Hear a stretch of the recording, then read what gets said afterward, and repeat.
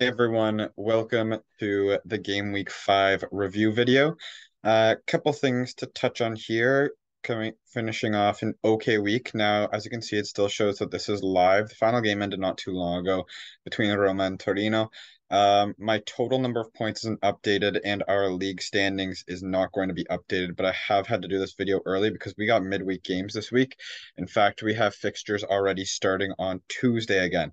So it's a very quick turnaround. You're going to have to get your transfers in quickly if you'd like to make them, and just be aware that there is midweek games in Serie A this week that are going to cause our teams to get locked again. I honestly just realized that today, so I'm glad I did, or else I might have been missing setting up my team. Although, having looked at it, it might be good the way it is for this upcoming game week anyway. But just going over some things that occurred. So Immobile finally scored again, scored a penalty for Lazio. As you see, Lazio still couldn't even beat Monza, but they did tie 1-1, and it was finally Immobile's goal. Osimhen also had a penalty opportunity and missed it. He had the opportunity to get Napoli the win, which they could not get against Bologna. Um, and so that was a little frustrating.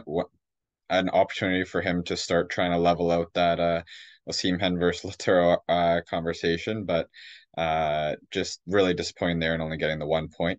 Kendreva finally got a return since he'd been in my team, got an assist, and that was the first game against Frosinone. He assisted the Salernitana goal. Ederson got subbed off really early, which was disappointing against Fiorentina, and only got me 3 points. Um, just before, I think it was in the Conference League game, and I didn't realize this, which was unfortunate, but Nico Gonzalez picked up an injury. From what I've seen, he's just out until early October, so that could mean maybe misses one, two more games. I don't know, especially at his price point, if I'm going to be selling him or just having him sit on the bench until he's good to go again. But I should get Strafezza's points to sub in there, which would actually bring me to 76. The other thing that I don't know, it's with Calabria missing. I had a feeling I saw on FootMob that he did get injured in the Champions League game, although I hadn't seen anywhere that it actually showed, like I hadn't seen any articles or anything. But he didn't even dress for the game. He was out. I don't still haven't seen anything about an injury. Don't know a return date, or if there's another reason why he missed, but he's not there. Now, what I don't know is if Tovan is going to sub in for Calabria, changing my formation to a 4-4-2. In Fantasy Premier League, that's what would happen. It's basically just goes in order of your bench as long as it still creates a legal formation. So I couldn't go down to no defenders or no strikers or something like that. But if this was Fantasy Premier League, Tovan's 4 points would end up on my starting 11 and Calabria would come out. The game hasn't updated yet. I don't know if that's going to happen, but right now I'm looking, I think, between 76 to 80 points this game week, which isn't terrible. Juve did play terrible, and I feel really bad for you if you have Gatti because that was one of the most ridiculous own goals I've ever seen. Um, Di Lorenzo played the whole match, so despite not getting attacking returns this time, he got the double clean sheet for 9, which I'm happy about.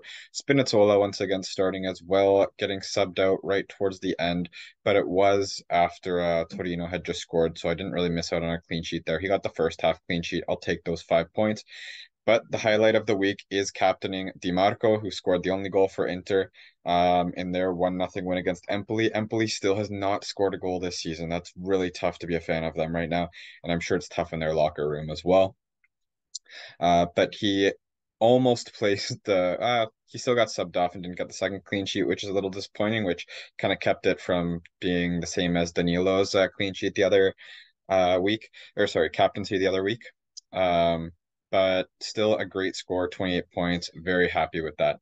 And then Jens Sommer with 9 points, another clean sheet for Inter. Inter still only allowed the one goal against Milan. That didn't really have an effect on that game at all.